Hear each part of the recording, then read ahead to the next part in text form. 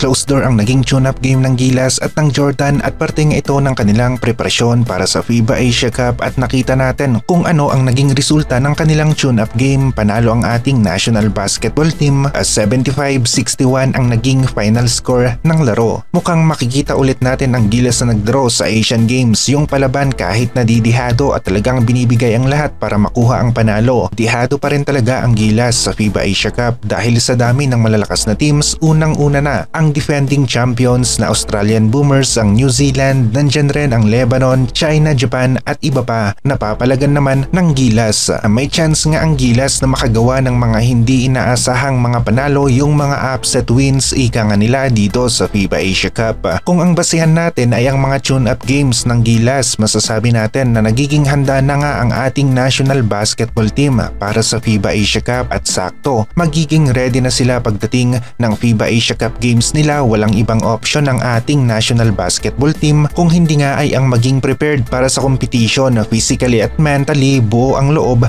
na makakuha ng panalo sa araw na mismo ng kanilang mga laro. Kahit na maglaro pa nga ang Hinton Brothers ng Chinese Taipei ay nakikita natin na kayang tapatan ng Gilas ang kanilang laro. Mas fired up na ngayon ang Gilas team natin, mas ready o handa sa bakbakan kontra sa team ng Chinese Taipei. Hindi kagaya noong third window ng qualifiers na talagang nangangapa sila kung paano sila maglalaro na walang kay Soto, at kasabay pa nito ay ang pag-integrate dito kay AJ Edo sa sistema ni Coach Tim Cone. Nakapag-adjust na nga si AJ Edo sa sistema ni Coach Tim, mas alam na niya ang kanyang gagawin at mas kabisado na rin niya ang galawan ng kanyang mga kakampi. Mas magiging maganda pa ngayon ang laro ni AJ Edo sa FIBA Asia Cup. May kakayahan nga rin ang iba pang Gilas players natin na makapagbigay ng solid at magandang laro kagaya na lamang ni CJ Perez na kahit bagong pasok ay nagliliyab na ang opensa. Ang iba pang Gilas players natin na pwedeng pumutok ang laro ay sina Dwight Ramos, Scottie Thompson, Chris Newsome, Calvin Oftana, Carl Tamayo, Kevin Kiambao, o sabihin na natin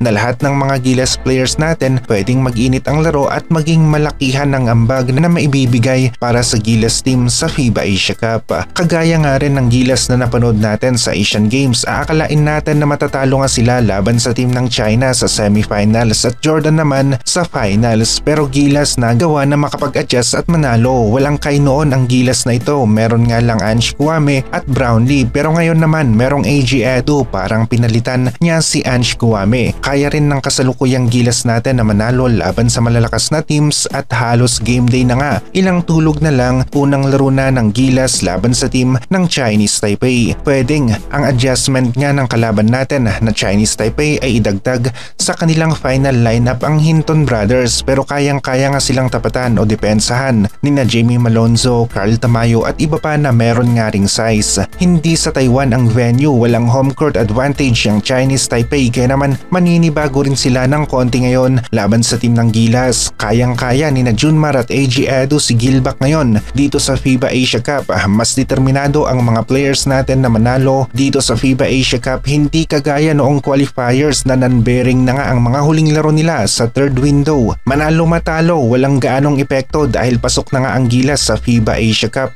Pero dito sa FIBA Asia Cup na mismo, kada panalo mahalaga dahil laglag kaagad ang huli sa standing sa group stage at yung top 1 naman dire-diretso na kaagad sa quarterfinals. Ito ang susubukan ng Gilas na gawin dito sa Group D.